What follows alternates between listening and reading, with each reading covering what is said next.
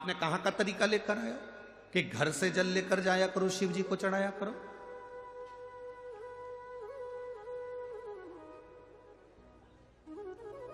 एक एक अब हम क्या बोलें आपको, क्या कहें। एक व्यक्ति ने तो एक पत्र लिखा था, उस पत्र में हम नहीं कहेंगे कि वो वहां के महाराज बोले, कहने लगे लोग जल चढ़ाने आते हैं, उनका तांबे का लोटा मंजा नहीं रहता, काला काला होता रहता है, और वो अपने घर से पानी भर कर लाती हैं, हमारे यहाँ मंदिर में चढ़ा कर जाती हैं, और तुम कुछ बोलते नहीं हो। हमने उनको हाथ जोड़कर निवेदन करा, आप तांबे का लोटा देखने के लिए बैठते हो कि महादेव का भजन करने के लिए बैठते हो? मेरा बाबा कभी नहीं देखता कि तेरे तांबे का लोटा कैसा है। दुनिया के लोग अगर तांबे के लोटों को बाहर से घिस लें, साफ कर ले, और अंदर से कैसा है, फिर कौन कहेगा। पर दुनिया के लोगों को प्रशंसा प्रिय है ना, अच्छा दिखना चाहिए।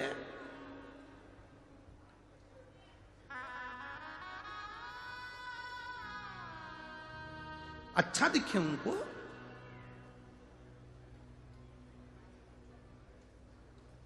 ये क्या है, तांबे का लोटा उनका गंदा हो रहा है, आपने कह दिया घर से जल भर के लाओ।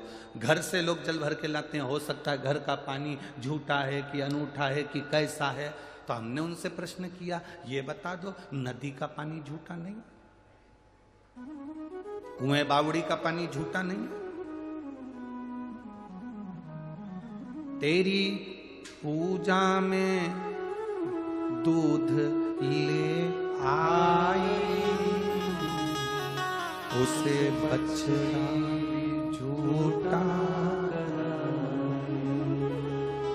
तेरी पूजा में दूध ले आई, उसे बछड़ा भी झूठा। गाय का दूध निकालने वाला सबसे पहले बछड़े को छोड़ता है। गाय का बछड़ा मुंह लगाता है दूध में, मां के थन में, तब वो दूध नीचे आता है, तब बछड़े को हटाया जाता है, दूध निकाला जाता है। दूध झूठा। तेरी सेवा में जल ले आई, उसे मछली भी झूठा। कीड़ा मकोड़ा, मछली, जलचर, चाहे ट्यूबवेल का पानी हो, चाहे हापसी का पानी हो, चाहे तालाब का पानी हो, चाहे बावड़ी का पानी हो, चाहे सरोवर का पानी हो, उसे कोई ना कोई झूठा जरूर करता है। तेरी पूजा में फूल ले आई, इसे भंवरा भी झूठा। फूल चढ़ा रहे हैं, उसको भंवरे ने झूठा करा है। बेलपत्र चढ़ा रहे हैं, उसको इल्ली ने झूठा करा है। पक्षी झूठा करता है।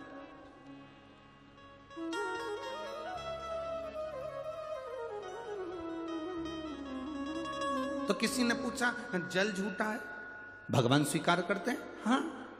दूध झूठा है? हाँ, भगवान स्वीकार करते हैं। हाँ। फूल झूठा है, भगवान स्वीकार करते हैं। हाँ।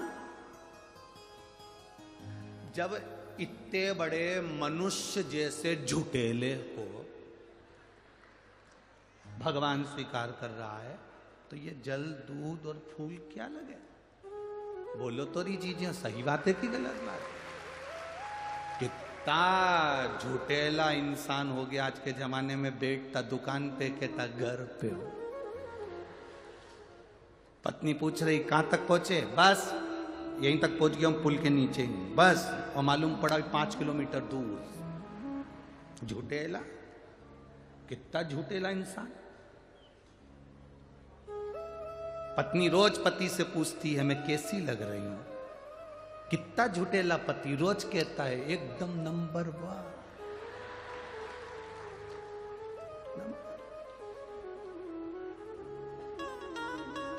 वो तो जब मर के ऊपर गया,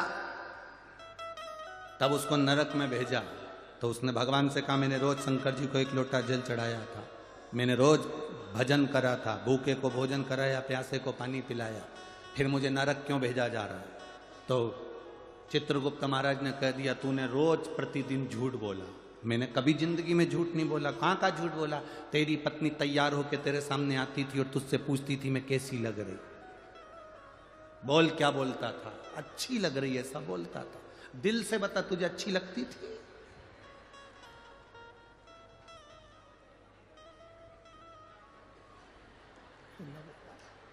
बस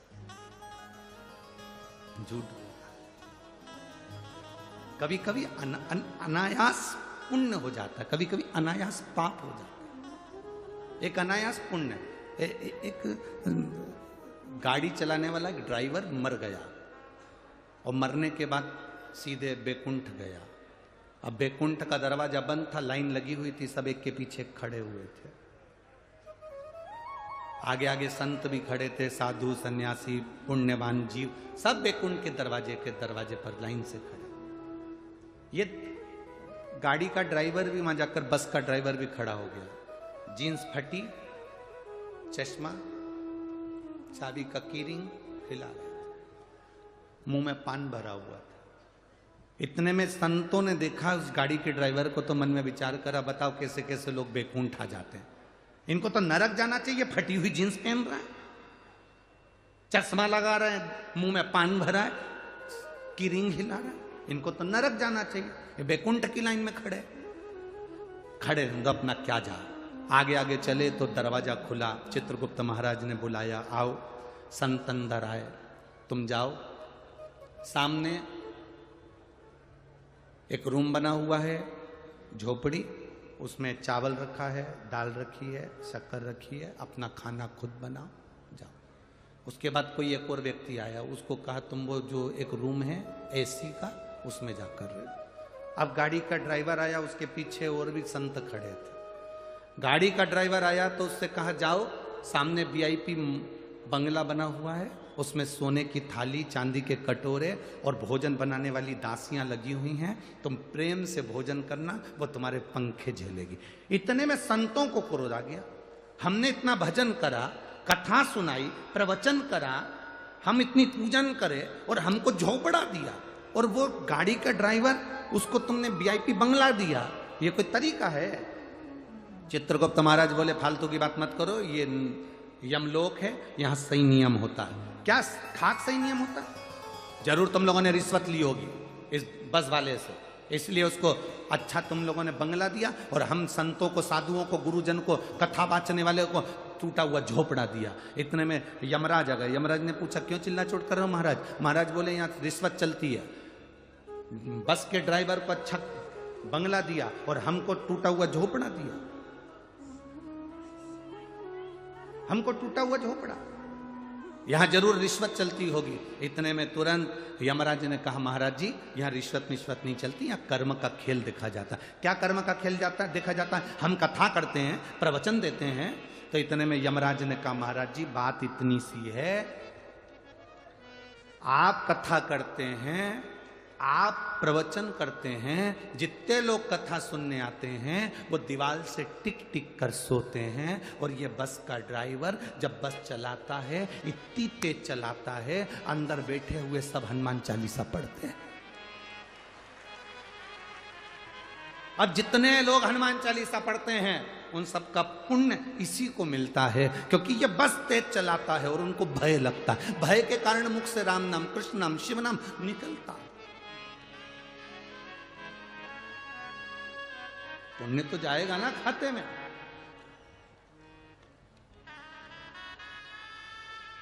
एक यहां पर एक कोई बच्चा है राम बदाने, जिसने अपने नगर से, गांव से कथा स्थल तक लगभग 500 से 700 या 1000 गाड़ियां निःशुल्क चलाई हैं आने जाने के लिए।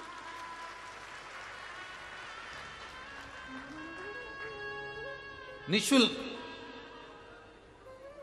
आने जाने के लिए गाड़ियां चलाई। अब इतने लोग उसकी गाड़ी में बैठकर गए, आए, भजन करा, कीर्तन करा, जितने बैठे थे भगवान का नाम ले रहे थे, कथा सुनने के लिए आए, उसका थोड़ा बहुत पुण्य तो उसके खाते में जाएगा ना? अरे बोलो तो जम के जाएगा ना।